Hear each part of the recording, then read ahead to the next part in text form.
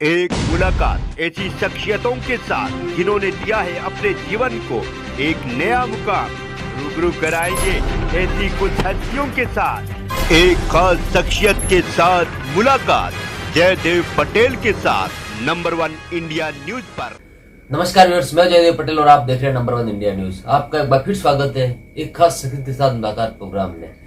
आज हम बात करेंगे उत्तराखंड का बजट सत्र इस बार कब शुरू होगा और इस बार का बजट जो विधानसभा पेपरलेस होने जा रहा है ये कितना अहम है और इसको लेकर के उत्तराखंड की तरफ से जो तैयारियां हैं वो सारे मुकम्मल कर दी गई है। इन तामुद्रों बात के लिए हमारे साथ खास सामान है उत्तराखंड विधानसभा की स्पीकर ऋतु खंडूरी जी, आपका बहुत बहुत स्वागत आज हमारे प्रोग्राम में। धन्यवाद।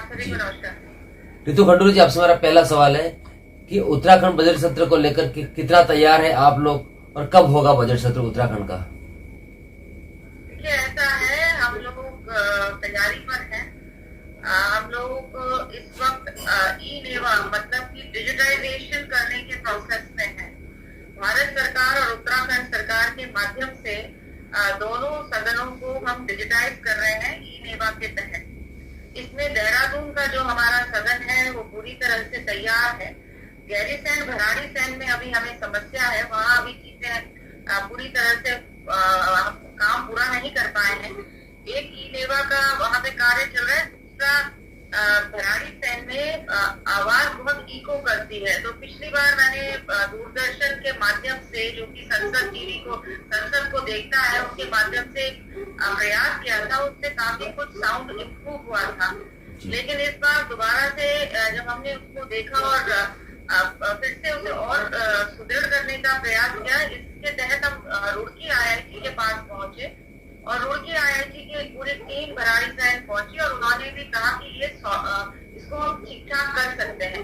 तो क्योंकि इस वक्त ई-नेवा का और इको को इम्प्रूव करने का कार्य चल रहा है भराड़ीसैंण में, इसलिए मैंने आदरणीय मुख्यमंत्री जी से और सरकार से ये निवेदन किया है कि इस बार का जो सत्र हो वो देहरादून में हो, बजट सत्र जो हो वो देहरादून में जी।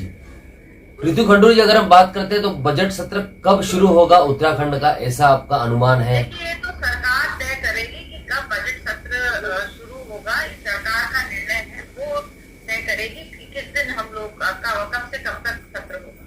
जी ऋतु खंडूरी जी, आपने जिस तरीके से बात करी पेपरलेस बनाने को लेकर के विधानसभा को सारी तैयारी आपकी तरफ से मुकम्मल कर दी गई है, जिसको लेकर आप लोग टेक्निकल और एडवांस टेक्नोलॉजी से विधायकों को क्या सिखा रहे हैं, क्या सिखाने की कोशिश कर रहे हैं? देखिए, ई-नेवा का मतलब ये है कि हम पूरी अपनी विधानसभा को डिजिटाइज कर रहे हैं। सबसे पहला कार्य इसमें हम लोगों ने अपने इंफ्रास्ट्रक्चर को इम्प्रूव किया, देहरादून में भी और भराड़ीसैंण में भी। कहीं दोबारा से हमें फिक्सचर को ठीक करना था, पॉइंट्स एक्स्ट्रा करने थे, क्योंकि जब हार्डवेयर, क्योंकि अब इसमें हमारे पास टैग्स आ गए हैं, अब हम टैग्स यूज करेंगे अपने सदन में। धीरे धीरे प्रयास करेंगे कि हम पेपरलेस होते चले जाएं। तो इस टैग को किस तरह से यूज किया जाए, इस पर पहले ट्रेनिंग हमारी अफसरों ने दी कि किस तरह से सवाल हमें विधायकों के माध्यम से पहुंचेंगे, फिर हम सवालों को किस तरह से सचिवालय तक पहुंचाएंगे और सचिवालय से वापस जवाब हमारे पास कैसे आएगा। इसके अलावा उसमें जो टैग में हम लोगों को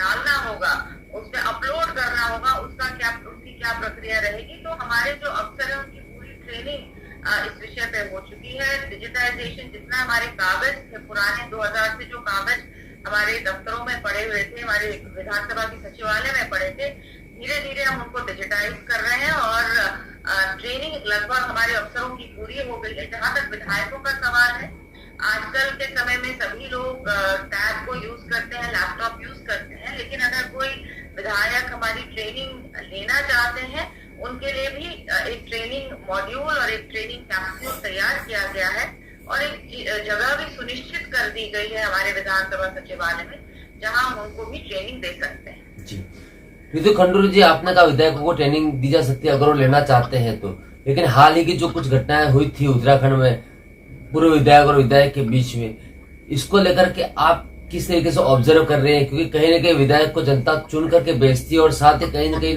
विधायकों से उम्मीद भी लगाती है और उनके आचरण व्यवहार को देखते हुए, तो ऐसे में इस तरीके की जो घटनाएं हैं वो क्या संदेश देती है और आप इसको पूरी जो कार्रवाई अभी तक जो हुई है उसको कैसे ऑब्जर्व करती है? देखिए, ऐसा है, जो कार्रवाई हुई है वो सरकार ने कार्रवाई की है और वो कार्रवाई होनी भी चाहिए।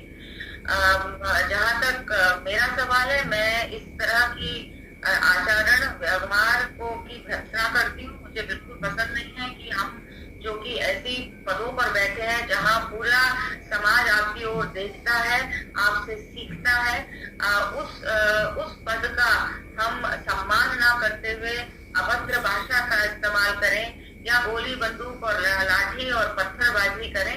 ये बिल्कुल आचरण सही नहीं है और हम सभी को, जो भी इन ऊंचे पदों पर आसीन है, जो जनता जिताकर जिनको जनता ने भेजा है, उनके सामने बहुत आवश्यक है कि हम एक अच्छा व्यवहार रखें, एक अच्छा आचरण रखें और पूरी तरह से अपने ऊपर संयम रखें। रितु खंडूरी जी, आपसे मेरा एक आखिरी सवाल है कि उत्तराखंड सरकार ने यूनिफॉर्म सिविल कोड को लागू कर दिया है। ऐसे में महिलाओं की जो हितों की रक्षा है वो कैसे सुनिश्चित होगी इसके आने से, और कितनी महिला सशक्त और मजबूत बनेगी यूसीसी के आने से?